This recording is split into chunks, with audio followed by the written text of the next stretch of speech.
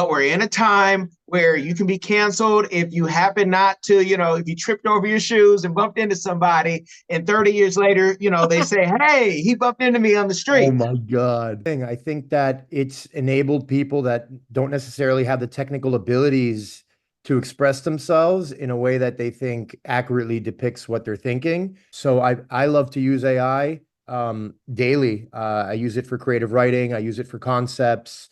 I also use it for creating imagery. It's always good to have somebody talking in your behalf and saying your work is awesome. You don't want to be the one going, my work's awesome. You want someone to say that for you. So what's up, everyone? I'm Marcel Katz, the Art Plug. I founded the Art Plug Gallery, Art Plug Agency and Collective, and I'm working on some medical software and creative technical applications. I'm based out of Miami. I was born here in Miami. I've traveled a lot. I love to travel. I love to mentor. And I work with some nonprofits, including Positive Beings, which is an animal shelter based out of South Florida. Diversified Game. Learn how to start, run, and sustain your business. Hey, it's Kellen, and you heard it right. We got Marcel, the art plug. He's going to give us the game always on how he started, sustains, succeeds in what he does. And I tell you, with AI helping those of us who can't hold the pen straight, I mean, let's get right into the conversation. Marcel, you've done enough interviews. What's your opinion on art and AI? Let's just start hitting it right out the gate. Honestly, I think it's a beautiful thing. I think that it's enabled people that don't necessarily have the technical abilities to express themselves in a way that they think accurately depicts what they're thinking. It gives them a platform and a way to show that. And it also gives you a great way to direct what your thoughts are and clarify what your vision is. So I love to use AI daily. I use it for creative writing. I use it for concepts. I also use it for creating imagery. So let's just say I'm working on a design for my eyewear. I will type in, what I'm thinking. Hey, I want something that represents Florence in Italy, and I want it to be this certain color. Can you make a sunglass design for me? Can you show me what it'll look like? And I type it into the prompt on Chat GPT, which offers Dolly, which is the Illustrator software or Illustrator model, and it'll spit out a concept for you of what the eyewear could look like. And then based off of that, I can get the sketching. You could trace it. You don't have to be the best at doing that. And from there, you can talk to your engineers or whoever is involved in your next step to produce it and make it real life. And this is a real example of that. We used AI to sketch what this shape would look like, and then I took it and made it reality. So yeah. And you got some funky glasses like the Bolt V2 bubble gums. Yes. And you know, I've been wearing glasses since I was like 10. So I have a collection of like different, from the Ray-Ban stories to these Zennies that I have on right now. When you started being an artist, I mean, you're born probably an artist the way that when I was doing the research, at what age did you start? And then at what age did you know I could actually make a living out of this and then make, wearables? Yeah, so it kind of started as a kid, really young age. I was always experimenting with different contests and things that the school would offer, whether it was like writing a book and illustrating it, narrating like figuring out a way to illustrate a moment in history. Like I was obsessed with, what do you call it? Greek, sorry. Yeah, I was obsessed with Greek mythology as a kid. So I would love to study all the different gods and goddesses and things like that. And I would start illustrating little stories. And then down the line, it developed into computers, building computers and understanding video games and playing the video games and starting to express myself through like the different skins that you would hack the computer with. So like, let's say you're playing Counter-Strike as a kid, but you don't want to wear what everyone's wearing. So we would implement like the skin of the video game in Counter-Strike in the back end. So like on my computer, I would be able to see like what I wanted. or like different aspects to the guns or whatever. We make it like a gold version. And this is before this was possible. So this is all done on the back end. And yeah, I mean, like as I grew up, I kept experimenting, but I didn't realize that this is something that was going to be, I didn't think I'd do it professionally. I was working, I studied hospitality, and then I went into the hospitality field. My first job was at a hotel as a guest services, a guest services teammate. And from there, I went into nightlife.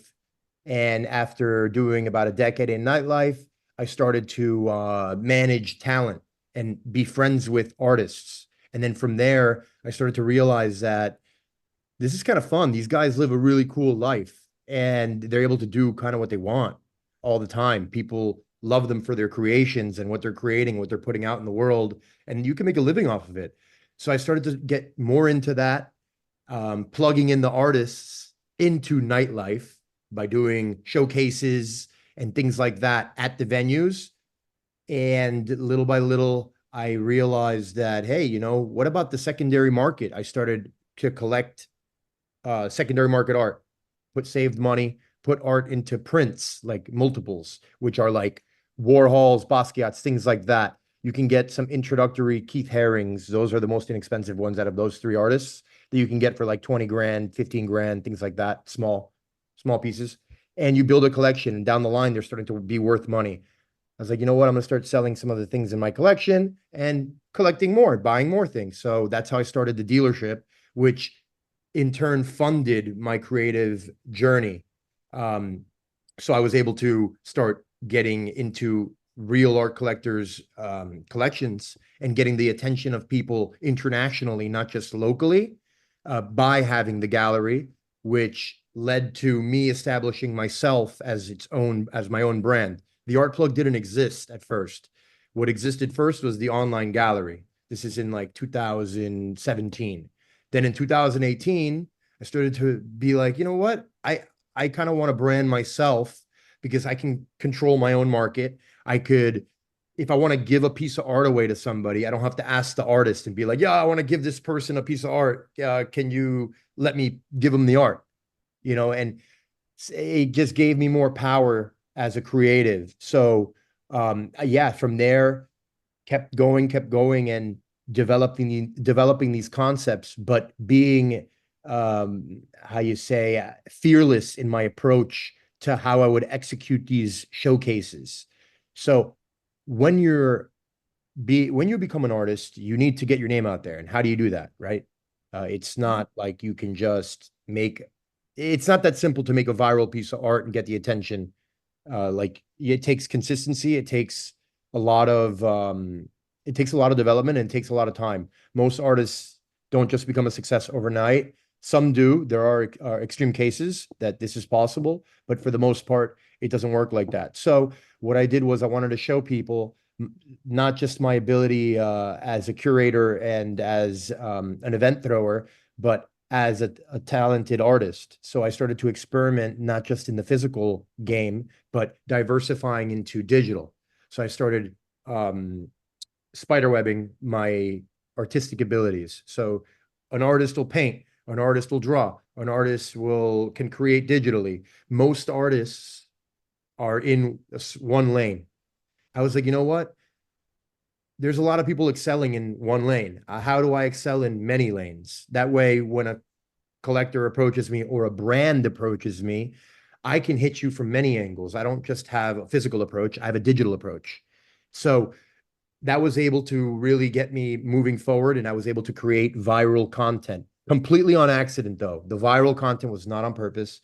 So I started to stem into using digital attributes and digital techniques, such as using Adobe Creative Suite, content editing for cool videos and things like that. But also having that physical component. Like when someone collects something from me, I always send a little extra. Even if they're collecting a different artist, I always send a little gift, a little extra that's my art on top of it. So it builds the awareness and things like that.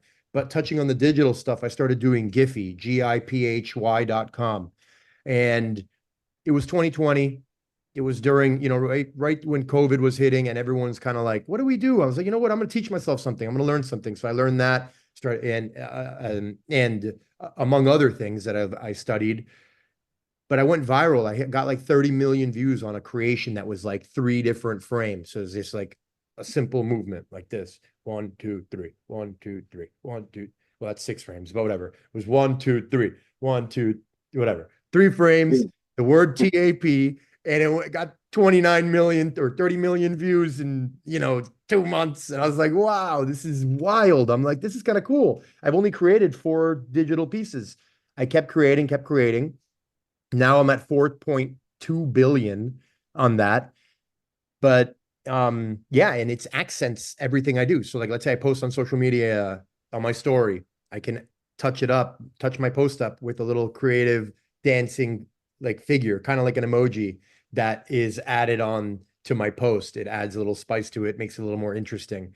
And then I also experimented with Spark AR, which they're ending. Facebook for face filters, like being able to wear stuff digitally, face makeup, effects in the background where like it could be like you're in outer space or whatever. I did those. I got I think I'm up to 15 million now. And yeah, I just thought it was a good way to complement the physical art. So I think that answers the question. Hello everyone. Come along with London and Sydney as they show you around the vibrant country of Cameroon. Explore the heart of Africa through the eyes of London and Sydney. Two explorers who journey across the great city of Yaoundé, exploring its rich culture, vibrant market squares, cultural heritage, and wildlife. With giggles and excitement, London and Sydney Explore Cameroon takes you on a fun-filled adventure, providing insight into the country's culture and traditions through the pages of this book. It's packed with exciting stories and super cool facts about Cameroon that will make you go, wow. Get your copy now, available on Amazon and in libraries near you. There's only one easy way to experience the exploration of Cameroon, and it's through London and Sydney. Don't wait, get yours.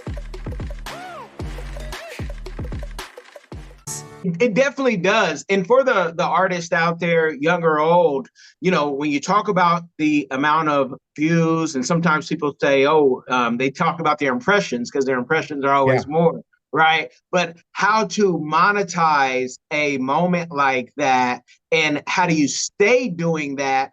Because, somebody gets 1 million views today, right? Today, they're ready to quit their job, quit school, tell the boss what they need to go shove it. So how do you monetize that type of, traction? Got it. So there's most platforms you are not really able to monetize. Some you are. Like if you're live streaming on Kick and things like that, it's paid subscriptions. You can have the option to have subscribers on certain platforms. But it depends on the artist. You don't always want to have people subscribe to you. It doesn't always make sense to do that, but sometimes it does, right? In order to monetize, you have to think about like, how can you make, let's take the example of the stickers and the digital stickers, right? What if I could create a page for the brand that with their creations? Let's say it's a water company and I make a bunch of different, like the water bottle spinning. And then that gets 10 million views or 20 million views. There's awareness to that, and that could lead to being more popular as a brand. And you could also take over certain hashtags. So like when you search certain keywords, let's say you search the word water and you just did a sticker of a water and it has the brand on it, it could be number one. So people that may be drinking Fiji might switch over to whatever water brand you're pushing. And you just have to figure out ways to subliminally influence the viewer. You don't always want to be like in their face with whatever it is that you're trying to market. It could be a cool video of you having the water in your hand or having the product in your hand. Like Red Bull, they don't necessarily market the can so much of Red Bull. It's more of like, you'll see a video and it's a sick video of a guy on the BMX bike and he's flying, doing a bunch of tricks. And then for 1 second, it'll stop. The guy he'll drink the can. They don't show the can in your face or anything like that. It's just he simply drinks it, and then he goes on and does a double kick flip or a double flip, front flip or back flip. That's the way that a lot of these brands market. It's not so obvious. It's some of the best marketing isn't as obvious. But to monetize, I advise creators to try their best in spider webbing and getting into different platforms and just testing the waters out. You'd be surprised sometimes you can find the platform and your work will make sense for that platform. It's not always like, hey, you have to do what everyone else is doing. If you get on a platform, you might be really good at live streaming. You might be really good at digital art. You might be better physically. You might be better in person as a live artist. Like there's an artist that I have worked with in the past named Toy. Manuela is her first name. She goes by Toy Artists. Toy Art. Toy Invades is the handle.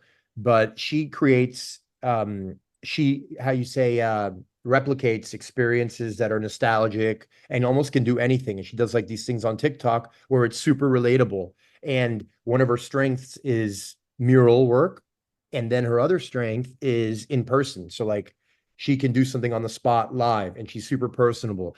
So it's like finding where you're really good at and then finding your strengths by experimenting in different mediums. And this is something that was new for her. It wasn't like she right away knew that she was a muralist. It was like she was trying it out. She started off with a certain style and then went more into realism and like not copying, but replicating and being inspired by cartoons and nostalgic moments that she could implement into real life situations where like at a trade show, people are wanting to take a selfie with her work.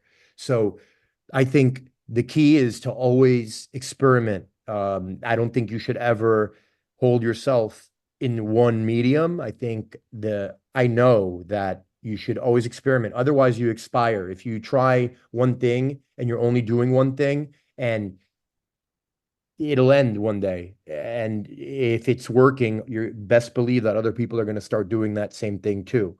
A lot of artists that I know from the past that were digital artists don't create anymore. And my advice to them was like, change your style up. Like, let's make physical attributes and like physical parts to this concept. And so the ones that didn't do that, they're not creating anymore. They're back working where they were before. And then the ones that did innovate and start to branch out into physical and digital, they stayed around and they became even more, they became professionals in their art career. Now, So, since you do both and you're multifaceted, for that person who maybe hasn't monetized yet, where they can do it full time, what's more profitable, being the artist or being the gallery?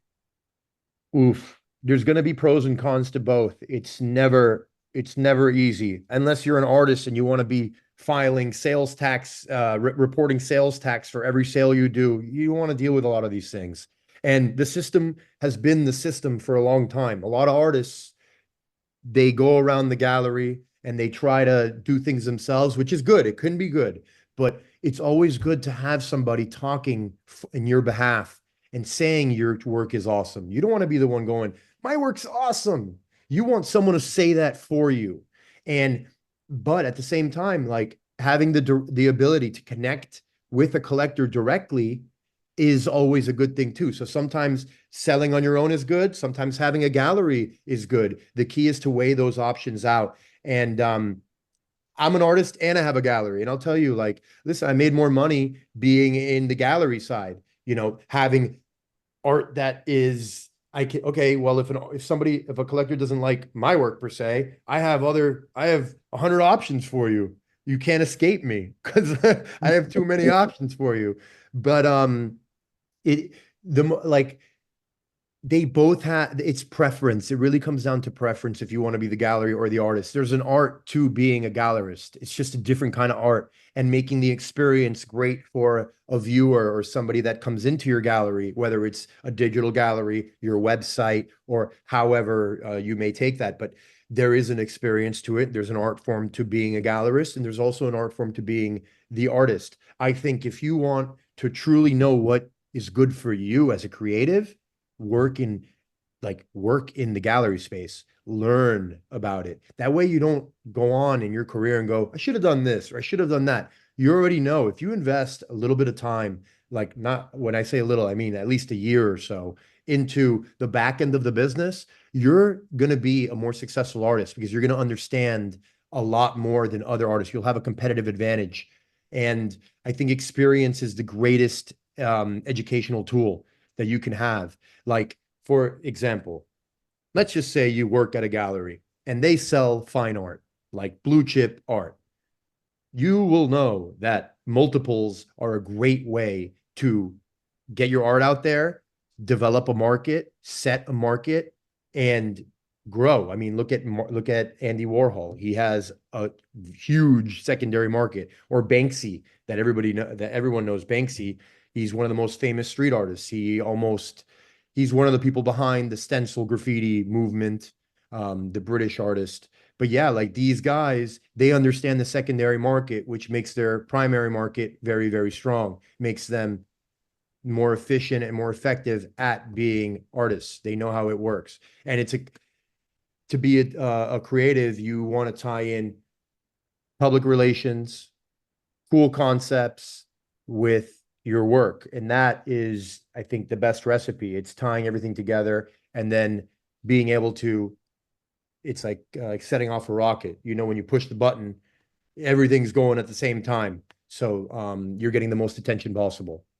But yeah, I think experience and getting your feet wet in different areas of art is crucial for you to know where you want to be, because passion is what pushes art. If you don't know where you want to go or know feel 110% that this is what you should be doing, then you may not continue doing that. You might be wasting time.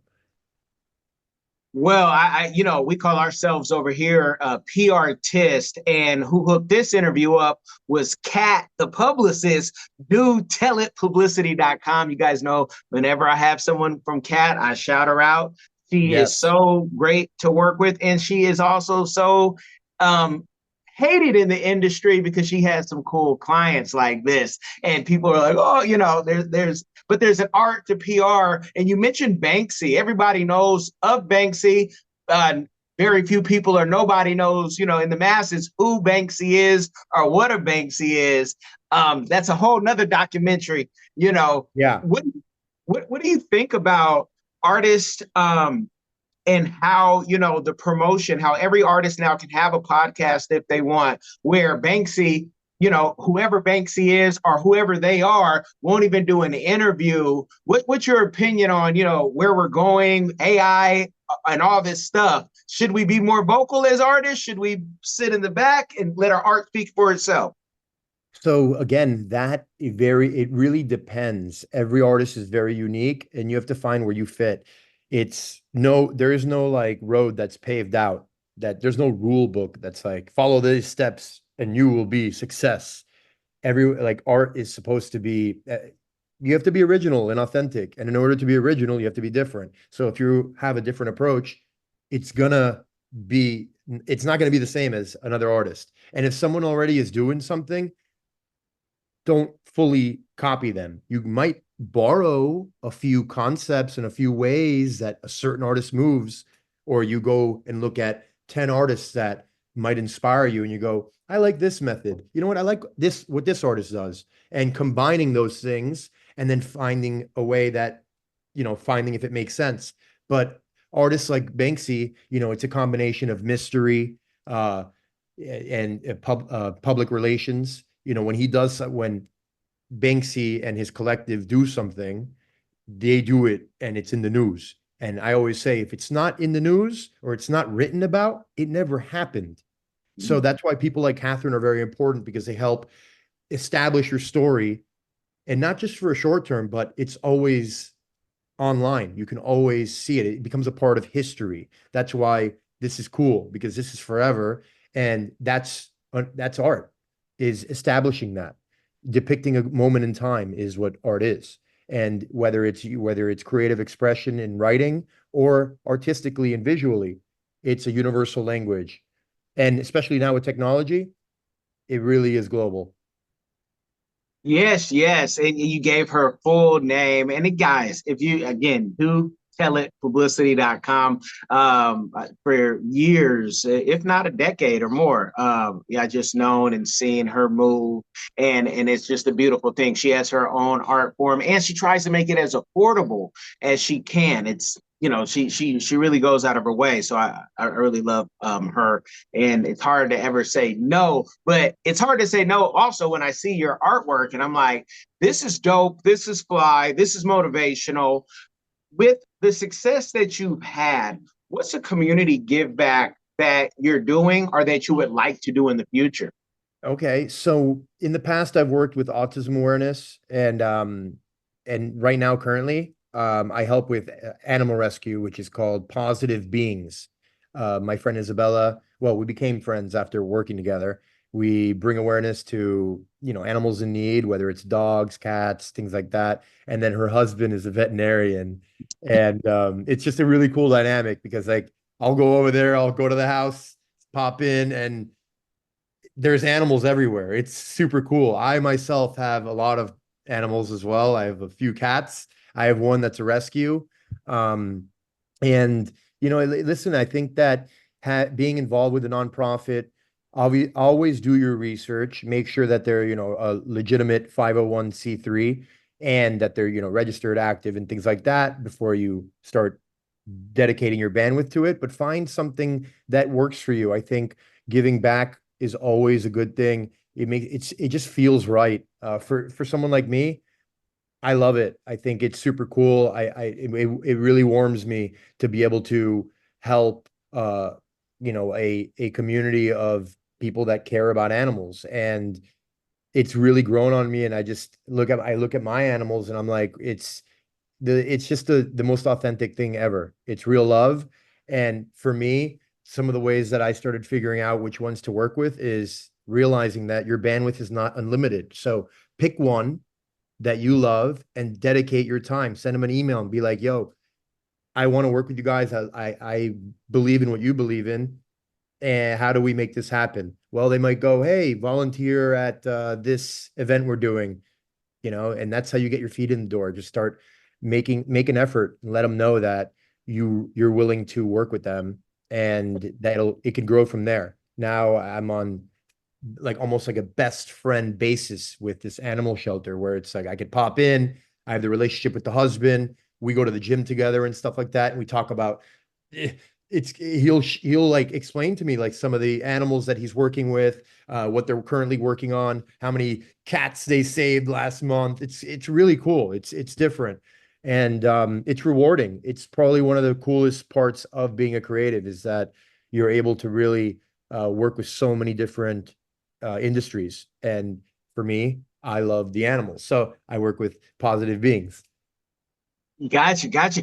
And how would you tell an artist who says, I've been trying this, or maybe they're the 14-year-old kid, doesn't know a professional artist, is going to school, college, going to Italy? What's maybe the best thing you've seen to have somebody be able to live out their dream in the arts? Well, the key, I think, is wherever you are and whatever you're studying, and is focus on never being in a box. Try to push yourself to learn, read, always grow. If you're not growing, you're going to be static and it won't lead to finding, I think, the true happiness that you want to find. I mean, ultimately you want to have the freedom to do what you want to do when you want to do it, right? But getting there isn't as simple as people think. You must put effort into it and you must kind of master what you want to do. You have to be great at it, and it takes years to do that. And I think that there's nothing wrong with failing. I think failing is a big part of the process. I fail often. There's not all of my partnerships last forever. Some do, some don't, and that's okay. The key is to understand what didn't work and what works, and then how to implement that into your life so that you can continue on growing. And you can't be that hard on yourself where it's like, oh, things aren't working out. Oh, I'm not selling my work. That's completely okay. You can't stop pushing your art. You have to be confident in your work, confident in your abilities to produce the outcomes that you're looking to produce, and execute. And just know that you're here for a reason. And if you feel that you're here to create, you can always send me a DM. I'm happy to give you a little bit of a spark. That's no problem. I love doing that. I actually do some complimentary mentoring on the side for artists and that don't have the funding that other artists do, just to give them a little bit of a push. And you'd be surprised of what you can achieve. Art is a long game, and creativity is something that you should do inherently. It should feel right. Don't force it, and don't be scared to show it. And sometimes when people may not be liking your art, that's what you think. They don't like it or love it. It doesn't necessarily mean it's not good. Find a new audience, figure out another way to express it and showcase your work. I think that, we are very lucky people. We're here on this earth. And for me, creation is part of why I'm here. I just want to make the world a brighter place. I want to make it a place where human connection is, something that everyone can do. And that's for me, doing art. I think it's a great way to connect with people. Like, think about it. You can speak anyone's language when it's a drawing. It doesn't have to be a written thing. So whatever that art form is, I think pursue it to the best of your ability. Don't be scared to fail. And you got to be consistent. It's not an overnight thing. And if it happens to be an overnight thing, take a step back and be like, okay, what worked here? Because if you continue with being in the right place at the right time, you could fall and not realize why it happened. So, but yeah. Million dollar, billion dollar question. Sometimes people think, if I could sell one item for a big amount of money, I now put myself into another category. So even if I have to, take a second mortgage on the house, I'll have my brother buy my art, and then I'll have the media come to me. Have you ever seen this method work? Or do most people run out of money because they don't have, over millions or billions to make that happen? Can you buy your way into being a successful artist? Look, I've seen this, and well, I suspect it, and I don't think there's longevity to it. I don't think it's a really smart route. I think especially now where the world is so smart, everything's on the internet. Like, you don't want to be doing something like that, and then in 5 years you're basically, let's say, that's kind of fraud. It's not a good way. You don't want to mislead people.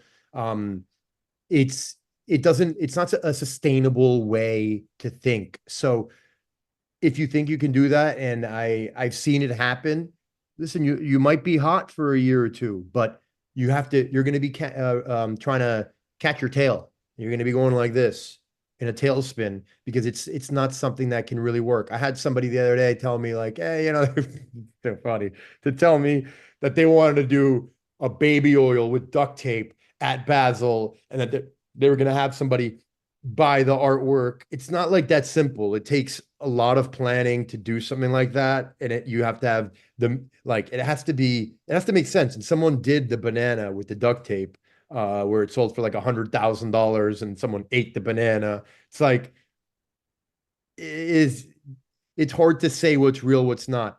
I wouldn't suggest doing anything that's not authentic or inauthentic, because it's just not something that I think will survive, and it's not ethical.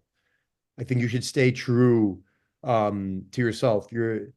That's like salesperson mentality. And I just think if you're really good at what you do, people are going to come to you, and they're going to just come. They're going to ask you for your work. They're going to ask you for your abilities.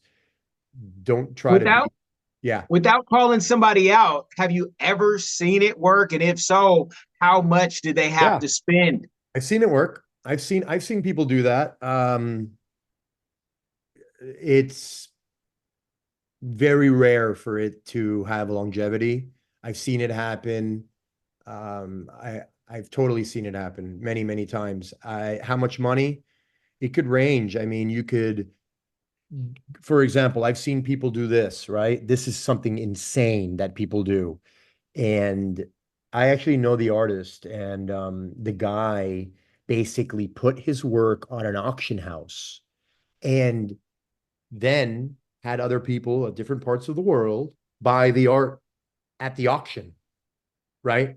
So there's like, let's just say there's like 30 views on the art, and the art sold for, a print, like multiples, a print sold for 5 grand, 10 grand, 15 grand, things like that, right? And it's like, dude, there's only like 10 bids. There's no way that the math didn't make sense. And I was talking to another artist, somebody that is very authentic in his approach, plays the long game. He's been doing this for like 15 years. And we're talking, and he's like, yeah, like we're just, because we both we used to collect the work. And we're like, yeah, it's something fishy about that. Like we can tell that it's not real, that these results are not accurate depictions of the market price. And now I'm talking a year and a half later, bro, a lot of the art that I have of this guy is not worth anything. No one wants it. It's crazy because got greedy at the beginning. He got greedy. And he was doing art for like, this guy was professional for under a decade, but he was doing well, and then started doing this about a couple years ago, I think under 2 years ago. And now I don't get any requests for the artwork anymore. People find out. People are going to do their research, man, especially now. Have you collected anything that like where you like do your research and you're like, okay, well, this is a good deal. I see it for, $500 for this print right here. And I see it on another website for 700. So I'll get it from this guy. It seems like a good deal, you know? Like Yeah, Jordan, yeah. sneaker market. Like sneaker market's a very good example of this. This has happened in the sneaker market. Definitely, definitely. I mean, even baseball cards as a kid, and then Oh, yeah. you kick yourself when you're like, oh, I should have held on to that. Or, if you give me art, I'm gonna put it up somewhere in my house, whether it's at the bar or in the front door. I have a Tupac that's paper mache, but it Okay. looks beautiful from an artist in Seattle, one of my wife's friends. And it's like, I'm gonna put up the art because you never know. And if I like it, I love it. And Yeah. so when you see that though, because now we're in and excuse me, I'm saying this, not Marcel, but we're in a time where you can be canceled if you happen not to, if you tripped over your shoes and bumped into somebody, and 30 years later, they say, hey, he bumped into me on the Oh street. my God. Have you seen artists being canceled? And so they had great art and now they're canceled because Andy Warhol and Basquiat and a slew of others, Leonardo, Raphael, all of them had something they did. Have you seen that? Yeah, I mean, with the secondary market, these guys, they're not really in as much control as it was back in the day. They're not around anymore. So the estate really controls the relationships and things like that. And they really monitor and control the supply of the art. So it's, for the secondary market stuff, yeah. I mean, if someone finds out that the guy was a murderer, it could hurt the market for the guy. It probably will. My bet is it would. People will be like, I don't want this art in my house because the guy killed somebody. But in the times we live in, you know, you never know. It's crazy. It's crazy nowadays. But yeah, I mean, it's people are like, especially like with the guys that are like around and stuff like that, you could get canceled. I think it's possible, but that's why you got to create art for the reason of like, I don't like of love and of honesty and authenticity. It shouldn't be like, I want to make quick money. You won't last long at all. You'll cancel yourself. It'll just I don't think people can really go, don't buy that person's art because they don't like him. Nowadays, there's so many different communities of enthusiasts. There's no option for them not to. Like, for example, do you think let's just use Banksy again. Banksy back in the day when he was starting to grow in the street art market, people were covering the art. He was doing it in England, and people were covering it, taking it down. It was considered vandalism.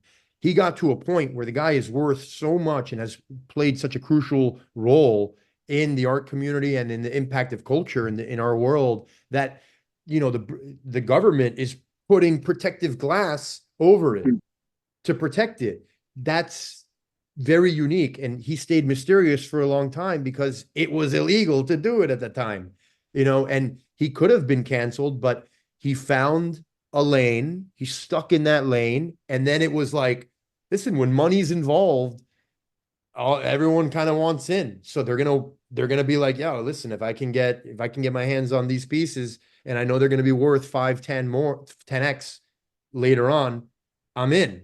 Like, that's a great deal. I'll get it. So that's kind of like what happened with Banksy. I mean, he wasn't welcomed everywhere at first.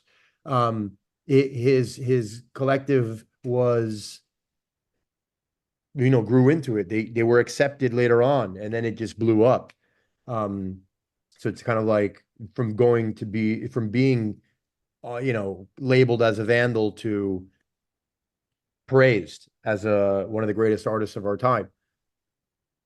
And I don't need you to, I don't want to bring any smoke to you, but how many artists, when we grew up in them big books that, had nice shiny pages, did we hear about artists with mental health issues? And, sometimes you got to be a little crazy to be creative because you're not thinking like the average person. You're working at 1, 2 a.m., and you go to bed at 5, 6, or whenever you feel like it, or you don't at all because you're just on a high that only artists really can understand that. Creatives get it. Like, yeah, we're up because we're all the way up, all the way up. So yeah, I love artists. I need to know, do you have a podcast? Do you have a book or a collection? Like, how do people get more of you? You have a beautiful website. One site begets another site, but where can they tap in outside of calling you, where maybe you're giving weekly advice or monthly advice or quarterly? Yes. So I did launch an editorial on the website. I've been working on building that little by little. I'm gonna start opening up a little bit more and giving actual real advice. And then opening up my consultation type of platform up that has been being built. It's almost done. It should be up in the next 60 days. But I've been trying to get on different podcasts and things like that so that I could express, what my thoughts are on the industry and things of that nature.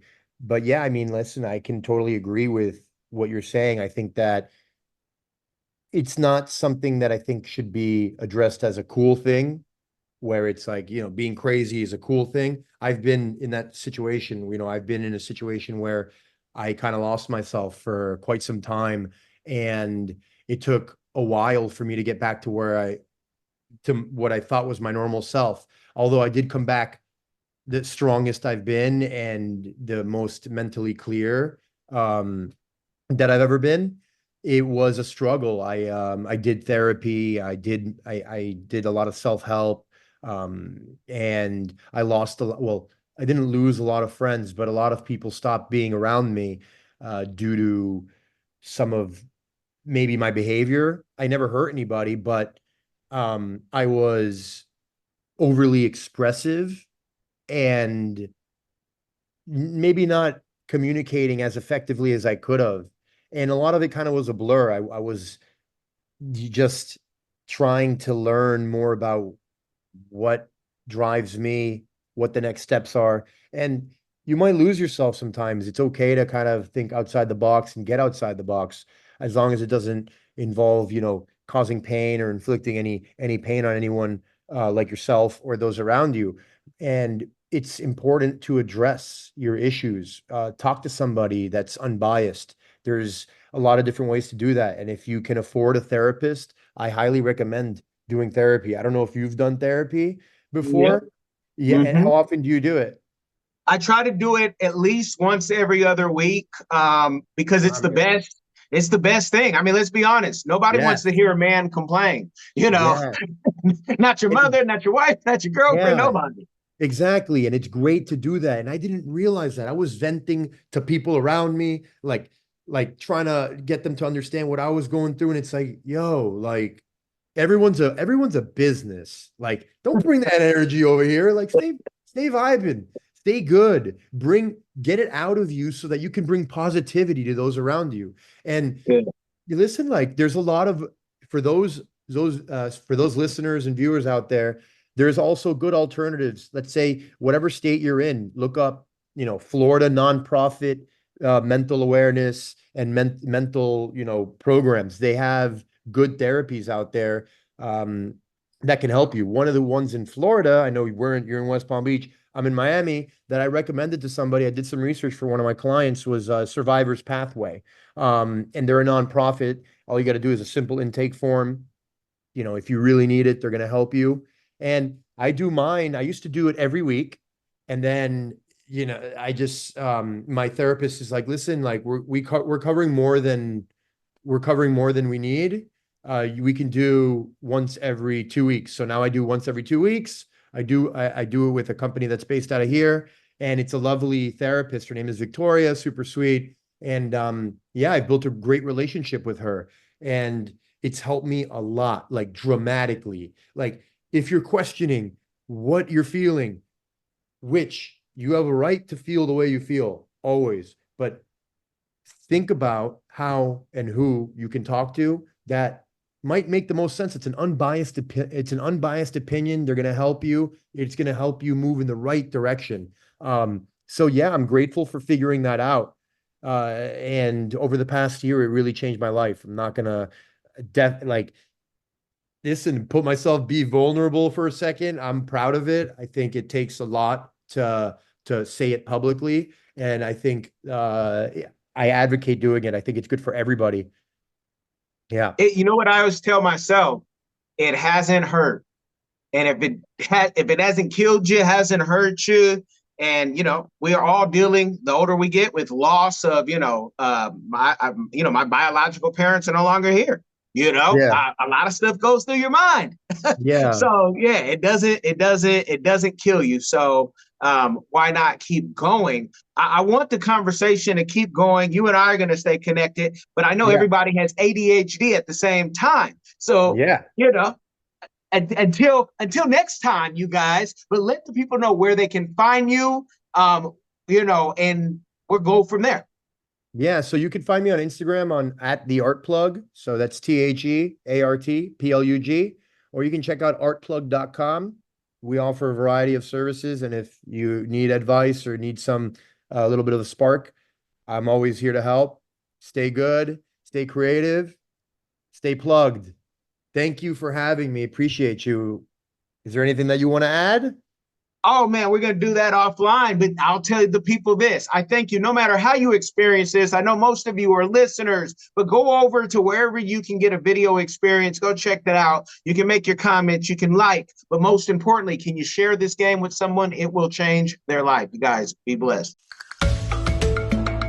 Are you tired of the rat race in America? Are you ready to visit the motherland to relax and rejuvenate? Are you ready to explore all that Africa has to offer? Then check out the brand new Diversified Game Academy course, Prepare for My First Trip to Africa. Are you worried about being able to afford the trip? We got you. We will show you how to travel either on a budget or as a baller. Learn how to stress the value of the USD. Did you know that 100 United States dollars is worth over 1,000 South African rand, or 10,000 Kenyan shillings, or 54,250 West African CFA? Are you worried about taking your kids? Get the game from Kellen Cash, a bona fide world traveler, having traveled to almost 20 countries, several of those in Africa. Get the game on taking your kids on their first trips. Learn how to find the best tickets, get the visas, and plan your own adventures in Africa. Don't let Eddie Murphy have all the fun. Plan your own coming to Africa trip starring you, produced by you, and featuring you. If you are ready for a life-changing experience, sign up for our course today, Diversified Game Academy. Get prepared and purchase at diversifiedgame.com.